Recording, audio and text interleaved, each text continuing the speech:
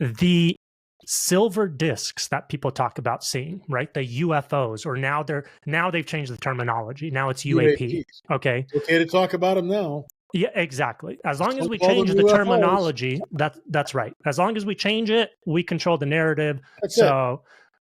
What are the discs? Thank you for that blessing, sir. What are those shiny metal discs that they've been seeing since what, this the 40s? Is book number 15, which I've already started, but I'm going to give you one little clue. Okay. So Adam and Eve blow it and they get booted out of the Garden of Eden. So the Lord sends 2 cherubim guarding the east gate, but he doesn't have to worry about the north, south, and west gate. That begs the question, why? Why doesn't he have to worry about the other 3 gates? Why is it only the east gate needs to be guarded? Lots of speculation can happen there. I just love these people. If it's not written in the Bible, we shouldn't be thinking about it, Nonsense. That's the funnest part. He's doing. He's giving us a mind. Ask the questions, So the cherubim are there in the garden, and what's in between them?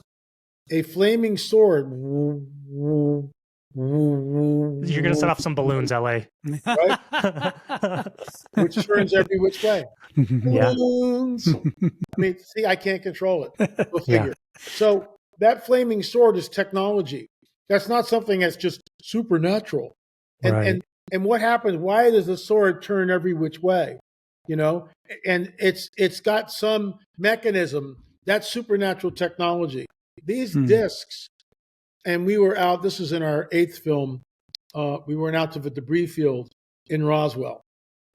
This one. It's not armchair. I'm not sitting, and we've done all that. We've done the homework, but we're actually interviewing people and talking to people. And then we drove to the debris field, which is absolutely in the middle of nowhere. Okay. Middle of nowhere. I mean, it's like, there's nothing around. And, nobody even knows you're there. And we show the drone footage. The drone's about a couple 100 feet up and it's doing a panorama. And it's just, there's, oh my gosh, you guys are in the middle of nowhere. Yep, you got it. So we know that the military was out there because we found Frank Kimbler found 3 military buttons they were issued, they were aluminum, they were issued metal fatigues from the 40s to the 50s. So it's right in the window. They were buried in the ground. So basically what happened was, after the wreckage, they had probably 100 guys out there, shoulder to shoulder, on their hands and knees, picking up the wreckage. They didn't get it all because when the craft exploded, it was like it shot out like a bullet out of a .22, and some of the smaller pieces went into the ground. So we're out there with a metal detector. This is all in the second film. You can go to streaming.lamarzulli.net right after this interview, streaming.lamarzulli.net, download it and watch it. Perfect. Yeah, we'll put the link down. Yeah, in the description. Or if you want the hard copy, lamarzulli.net. So here's the rub, guys. We're out there with Frank Kimbler and Chuck Zukowski. They've got metal detectors. This is all on film. And Frank gets a hit. We go running over with the camera, and we watch him unearth a piece of metal that's about that big, the end of my pinky. It's folded in on itself. It shows evidence of high heat. Something traumatic happened to the metal. How do we know? Because the metallurgist looked at it and told us. We tested the metal. It's an aluminum alloy that wasn't invented until 1953. Oh, wow. And when was the crash? 1947. Wow. And it's not an exact match to anything that we have. The closest to it is an aluminum alloy, a 6000 series aluminum alloy, 1953. But it's not an exact match. And we had 2 samples. Chuck took one, Frank took one. One was done in Colorado, the other one at a lab in New Mexico. Both of them concurred. 6000 series, it's an alloy, not invented until 1953, but it's not an exact match. Wow. Okay. That's real research, right? Okay. I mean, I'm patting myself on the back. But, that's great. Thank you, Chuck Zukowski. Thank you, Frank Kimbler. Thank you, Jim Peterson, our sound guy. Thank you, my business partner and the co-director of our films now, Gil Zimmerman. I mean, and really the Lord, because the Lord, we prayed, Father, please show us what's here. And he did. And he did. Wow. Yeah, you could have just not hit that little patch of dirt with There you go. the detector, Exactly. and you wouldn't have seen anything. Yeah. Okay, so I know you're not going to spill the beans because you got a book coming out, and we'll have to read it to get the details. So the craft are actually something physical. Yeah. They can apparently crash. Okay, we don't know why. If they're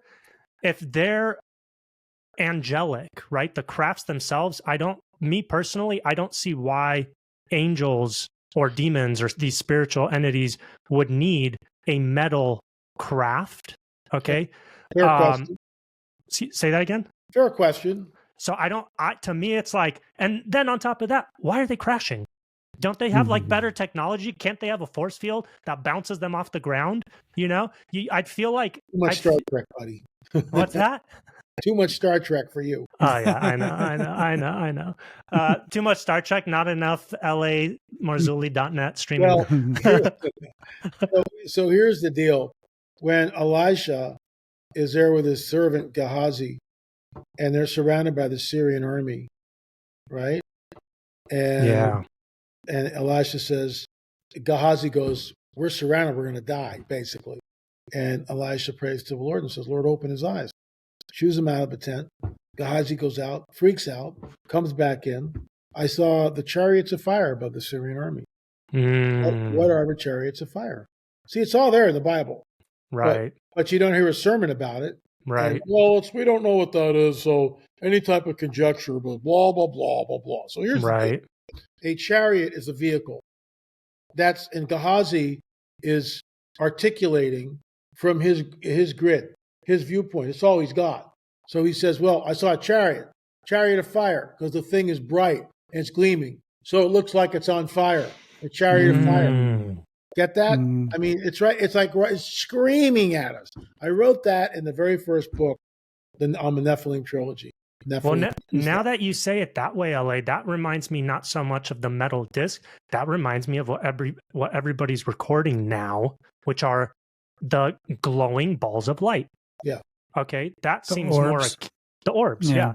That seems more akin to what you're describing, or what even Ezekiel describes, possibly, you know? And so that, to me, that's my question is, are these orbs the same things as the discs? Are we talking about different categories here?